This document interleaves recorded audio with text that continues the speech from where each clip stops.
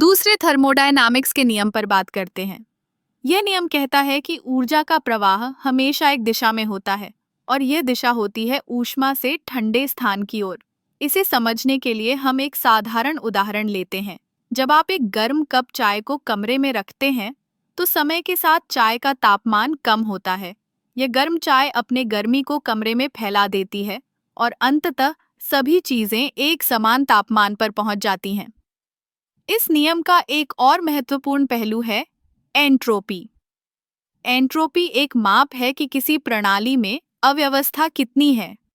जैसे जैसे समय बीतता है, एंट्रोपी बढ़ती है। इसका मतलब है कि प्रकृति में अव्यवस्था बढ़ती जाती है। उदाहरण के लिए, जब आप एक कमरे में बिखरे हुए खिलौनों को देखते हैं, तो आपको लगता है कि वे अव्यवस्थित हैं। लेकिन जब आप उन्हें ठीक करते हैं, तो यह एक निश्चित ऊर्जा का उपयोग करता है। दूसरे नियम का एक और दिलचस्प पहलू यह है कि यह ऊर्जा के रूपांतरण की सीमाओं को भी बताता है।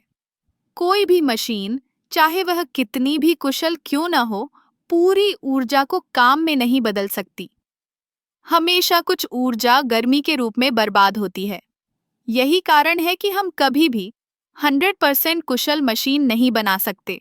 अब सोचिए, यह नियम हमारे दैनिक जीवन में कैसे लागू होता है। जब हम खाना बनाते हैं तो हमें पता है कि ऊर्जा का एक हिस्सा गर्मी में बर्बाद होता है। यही कारण है कि हमें खाना पकाने के लिए अधिक ऊर्जा की आवश्यकता होती है। दूसरे थर्मोडायनामिक्स का नियम हमें यह भी सिखाता है कि हमें ऊर्जा का सही उपयोग करना चाहिए। जैसे जैसे हम ऊर्जा के स्रोतों का उपयोग करते हैं, हमें यह ध्यान रखना चाहिए कि हम इसे कैसे बचा सकते हैं। यह न केवल हमारे लिए फायदेमंद है, बल्कि यह हमारे पर्यावरण के लिए भी आवश्यक है।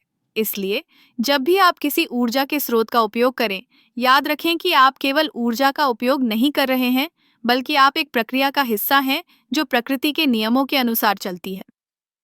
यह नियम हमें यह भी बताता है कि हमें अपने संसाधनों का संरक्षण करना चाहिए, ताकि आने वाली पीढ़ियां भी इसका लाभ उठा सकें। इस तरह दूसरे थर्मोडायनामिक्स का नियम न केवल विज्ञान का एक महत्वपूर्ण हिस्सा है, बल्कि यह हमारे जीवन के हर पहलू में गहराई से जुड़ा हुआ है।